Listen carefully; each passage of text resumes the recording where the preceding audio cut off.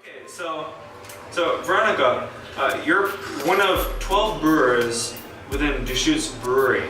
Larry Sidon being the main brewer, and you're one of 12. How did you get into brewing?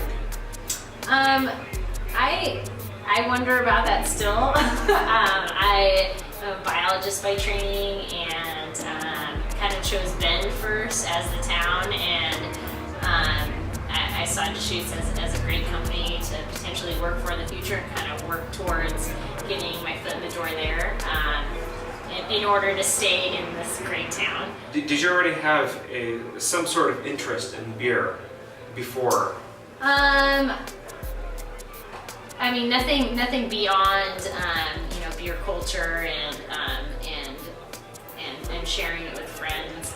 But the more I learned about it, and the more I realized, like there's major biological processes happening in brewing, and everything that I would have ever wanted as a biologist, I could be successful at as a brewer as well.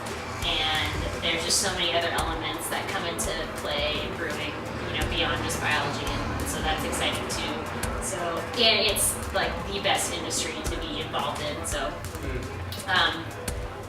it was definitely the company first for me, and then now it's like, why didn't I ever see this, before? Was there a certain beer or a certain experience that you had that really got you into the craft beer industry?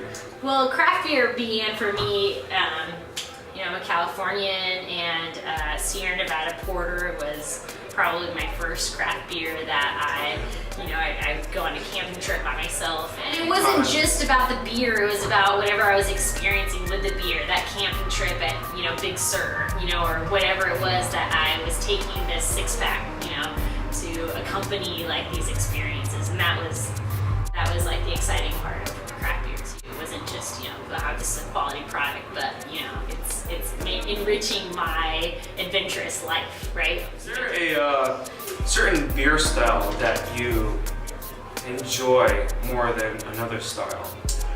That's a better question than what's your favorite beer, because that's the hardest question ever. Yeah, I like rewording questions. But even style for me varies by season, by mood, by month, by what brewery I'm into at the time and what they're making. So, just as in food, I'm pulled in many directions and engaged constantly, and I think that's an exciting part of craft beer. So you're open to a variety of styles? Yes, oh gosh, for sure. You are. Is there a particular style that you're really not into, or in other words, you don't gravitate towards? I guess no. I think every style I am curious about creating my own take on that. So there's no particular style that you just don't really dig? No. I mean, there's styles that might not be as sexy as others. So what are those unsexy styles? Well, like take a brown ale, right?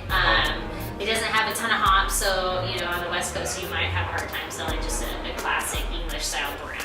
Well, I took kind of a brown ale recipe and then added some tamarind, and then I used kind of a Belgian yeast strain fermentation profile. So, I take something like a brown ale, which someone might think is boring, and then try to, make something that excites me and I hope it excites the beer.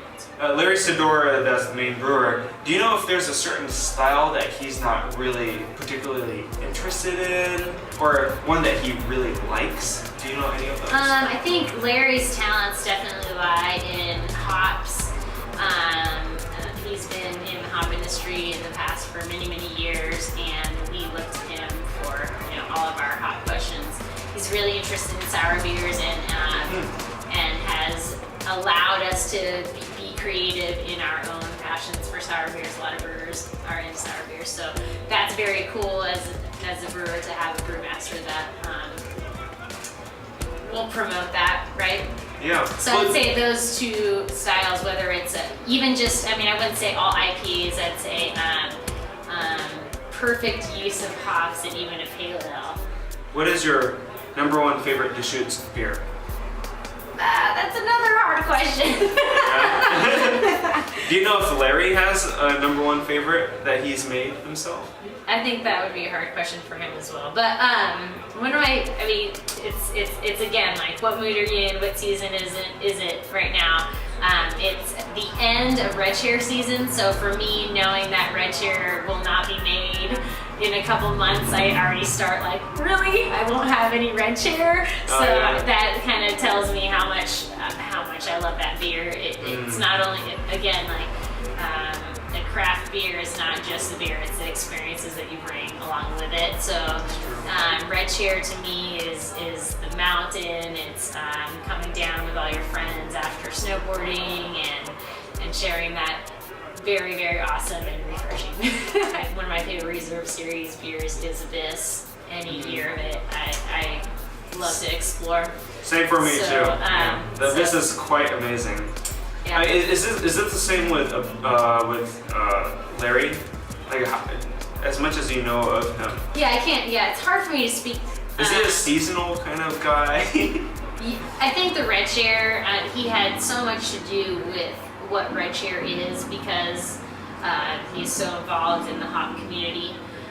So to create that hop complexity and presence that red chair is, that was all Larry. So I'm sure he's very proud of that beer, as all of us are. Oh yeah, anybody should be really. That's an incredible pale ale. I mean, it's borderline pale and IPA. Right. Your personal opinion, is there a particular beer that's not commercial to Deschutes that is your number one favorite and your least favorite? It's almost cheesy to say any Russian River sour. I tend to go towards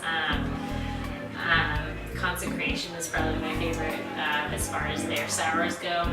Well, I sense a taste of destiny right here because I'm the same way too. Yeah, our tastes are aligning. Yeah. Consecration is incredible. Yeah, and least favorite. I almost can't blame any brewery, but sometimes you get a beer that's just oxidized and old, and anytime that someone ages a hoppy beer, that just kills me because hoppy beer should be drank fresh. So, anytime I'm at a bar and I order some beer that is supposed to have hop character and then it's just old and oxidized, and I just cry inside. It's a bummer. Yeah. It's so sad. As far as your perception of how the craft beer movement has been moving. Craft beer is in a very exciting time, in my opinion. Yeah, where do you see it going in the next 10 years? Well, I think the exciting part is that I think craft beer in America will be the focus for a number of years, and people in Europe will look to America instead of what a lot of brewers have been doing for years, is looking to Europe as the classic and learning a lot. I'm not saying we shouldn't, but learning the classic beer styles. But I think now a lot of Europeans can look to America and look at our huge variety of ales and lagers and learn from us. Yeah, so and not to be so and not to be so nationalistic, but I know. but you see it in the Belgian IPAs, the Holland, Norway, Denmark, that they have been looking at what America has been doing. Yeah. I've known some French, Scottish, British people like David Walker has been coming to America. And because they have seen how much interest there has been in America. And it's not so much to put America so high, but it's just to see, it's just to show you that how the craft brew movement has just been a reciprocating right thing. and it's an art form that that has changed, right? So to share it in that way and have that conversation with other countries is pretty exciting. And not only that, but we're obviously obviously creating jobs and growing as an industry in this country. So, I mean, that's very exciting as well. Oh yeah, and so we see how Deschutes Brewing has been a brewery within America that's been pushing the boundaries, yet retaining the traditions of the brewcraft style, and that is amazing.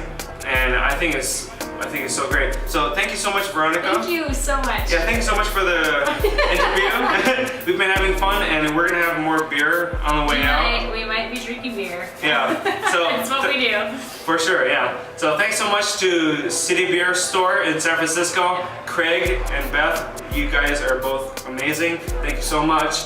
And I'll see you guys in the next beer blog in Beer Ichituba. And I'm here to represent Beer Geek Nation. See ya. Cheers, guys. And come fight.